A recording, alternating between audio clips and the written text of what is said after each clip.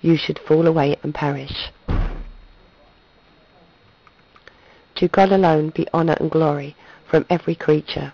He alone is truly and exceedingly worthy to receive empire and power, and benediction and praise, and supreme worship, for ever and ever.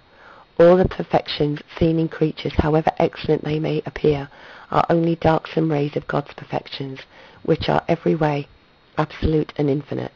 Even had God not so commanded, his boundless perfections should have to be acknowledged and honoured by every reason-gifted being. Even more, his own glory is so essentially to be revered to God that he himself cannot be indifferent in its regard, for he alone is worthy of himself. Precious, my child, is the knowledge of God and of yourself, for it reveals a great truth most fit to humble you. Yet this knowledge itself is not humility, since virtue consists not in knowledge but in affection. Neither does the virtue of humility consist in humiliation, but rather in the love of humiliation, for there is no virtue unless there be affection or motion of a good will. How many there are who humble themselves, or are humbled by others, and yet are not humble. How many do outwardly give signs of humility, and yet keep pride within themselves. In order that humility be a virtue, such as that of my disciples ought to be, and that self-abasement be an act of such a virtue, it must receive its life and form from charity, or supernatural affection.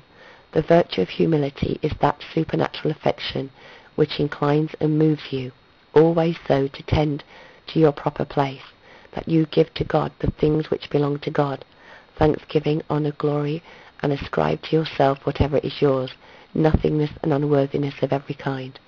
Now, which is your own proper place, O my child? How deep, how terrible is that place which you have deserved? But see the love of my heart.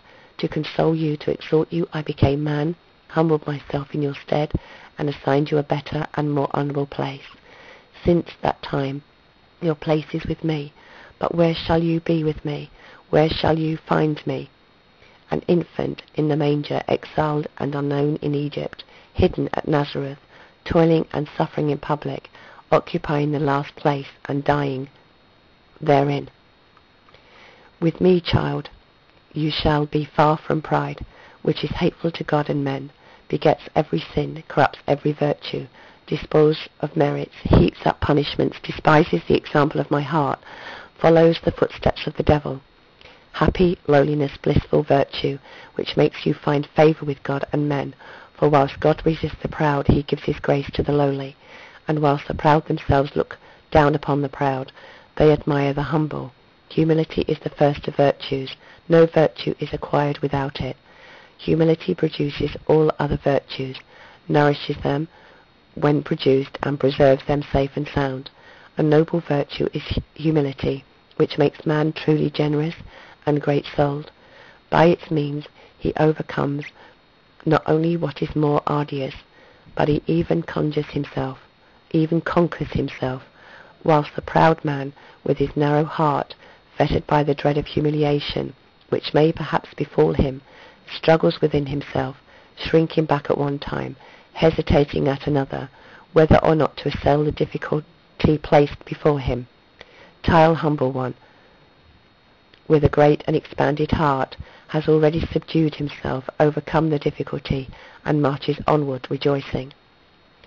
It is the virtue that inspires courage, disposes the soul for the greatest deeds, for the humble man, overlooking himself and relying upon God, exchanges his own strength, and puts on the strength of God, upon whom he rests, and in whom he can do all things. He is an object of terror to the very demons. These enemies dread the humble. No other mortals do they fear so much. Lastly, it is a solid virtue, because it so strengthens man that he is neither shaken by the sayings or doings of others, nor cast down by his own faults or miseries. It is not, therefore, the virtue of humility, but its counterfeit, which renders you faint-hearted, timorous, or in any way dejected.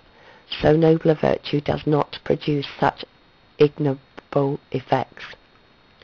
My child, although humility is so just, so useful, so necessary, so excellent, you should, notwithstanding, know that it is not according to human feelings, not to find one's delight in some object, but in all things to refer absolutely the whole glory to God, to attribute to oneself nothing except unworthiness, to be contented with me in the lowest place, to embrace heartily whatever my heart embraces. Certainly, if you consult nature, it will shrink back from such things and seek to avoid them. Yet, if you desire to be a disciple of my heart, you must not follow nature, but grace, and act not according to the bent of thy natural feelings, but according to divine love, whereby you may imitate my heart, even in spite of nature. If you do this, it will be with you as it was with the saints, who tasted a sweetness exceeding nature, in humility, and found by experience that humiliations themselves were full of delight. Secure for yourself by prayer and meditation the powerful help of grace, and generously cooperating with the same, embrace humility with mind and heart. Exercise yourself in it until you are able, ready to reduce it, to practice in thought, word, and deed. My child, be ever mindful of my example, and do not forget my words. Behold, I am an infant. I, an infant, give you a new command, the command of my heart. Learn of me, that I am meek and humble of heart.